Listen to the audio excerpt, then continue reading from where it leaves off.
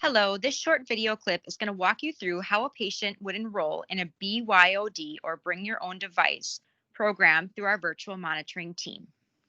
The patients will receive an email from the virtual monitoring team. They can use this through their smartphone or their tablet. They then will enter their profile information. So I will be entering my first name and my last name, a phone number in which they can reach me, my address,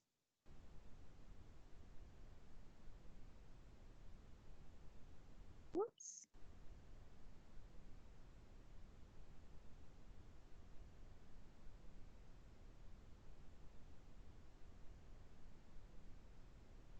the country, and then your state and zip. If a patient's family member or caregiver is going to be doing this on behalf of the patient, they will put the patient's information in. And then the email address.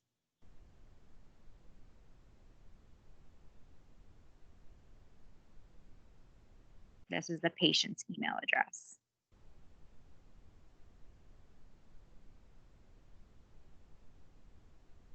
It's going to want your stats, so you can put male or female, and then your birth date. I'm just throwing in some dates here. And then the patient's weight. You can see it's got some scroll bar options. And height is also a scroll bar. Then they hit next. This is where you can add an emergency contact.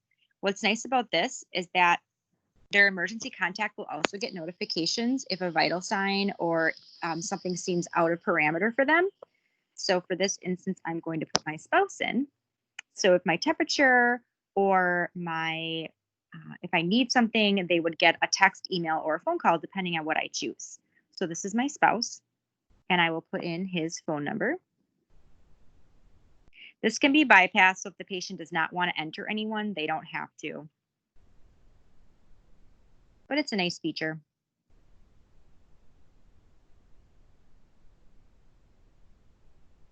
Oops. Bear with me as I type. And he chooses to have text messages as per his preferred contact method. They can also get an email or a call. And if you want to add someone else like a daughter or a son, you can add another contact, but I'm just going to hit done and next. So it's saying that I'm already registered, but that's because I've done this test video before. But after that, the patient will get a confirmation that they are enrolled. Once they're done, they're going to get an email that looks just like this. You have been invited to VitalCare app. Just download the app using the credentials below. So you can see here, this is the email address that I entered, and it's giving me a temporary password. So depending on if they have an Android or an Apple phone, they can click on one of these two buttons to actually download the app to their phone or tablet, and they can simply write down their temporary password or copy and paste it. So for ease of video, I've already downloaded the app, and it's called VitalCare. And you are entering in the email address that you selected. And you will put in your temporary password.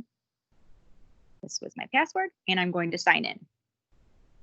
Once I get into the app, this is my home screen. You can see it says, "Hello, Amy." My address, got some nice weather information. What's really nice is that the screen is really easy to navigate. So patients can click on vitals. Here they are going to be doing, since it's BYOD, using their own equipment. So if the patient's taking their own blood pressure, they can click on add for the blood pressure and add in what their measurements are for the day. It'll say you've successfully changed it, or if we're having them check their temperature. If anything's out of parameter ranges. So for example, right now, my husband, since I put in 101.3 and my threshold is 100.4, my husband's actually getting a text right now saying that my temperature is elevated, as is it's alerting on the VitalCare platform that the registered nurses are monitoring. Other things that they can add in are if you're having them do their PO2. So if they've got a pulse ox monitor at home, they can enter in their daily value. This is great for diabetic patients because they can enter in their glucose, or heart failure patients with their own scales, they can enter in their weight. There's some other pulmonary function down at the bottom that most of those patients will not be using. You can see at the bottom of the screen down here that they also can click on nutrition.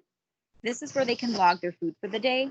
So you can put in what you had for breakfast, and by searching, it's kind of like a little fitness pal where they can search for something, and it also gives them nutritional value, and they can do breakfast, lunch, dinner, and then add that so that the nurse can see and they can trend their daily caloric intake. And if they're watching sodium, it's really nice because it also calculates sugar, fat, carbs, and sodium. So that's pretty cool as well. If the patient has an Apple Watch or a Samsung, some type of smartwatch, they can also sync up their phone to this application where if they're wearing their watch, it will also put their steps in and different heart rates and different things that the watch would calculate. So that's kind of a cool feature. And patients can also log their medications. So there's a lot of cool features to the app.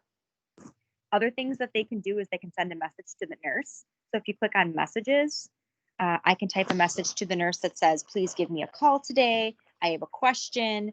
And then the nurse would get that message and they can actually message the patient back. They can also request a video call. Or they can schedule the video call. So most times BYOD, the registered nurse is going to be scheduling the video visit with the patient. So in that case, they would be calling the patient and then they would be doing a two-way video. That is everything with the app. It's pretty simple to use. So as a reminder, on your visits, you're going to be assessing if your patient would be a good candidate for this by seeing if they have a smartphone or tablet and they have an email address and they would be willing to participate. If they are, you're going to go into remote client under new order and you're going to drop down the drop down box to virtual monitoring and tell in the smart text that you would like the patient to be in BYOD.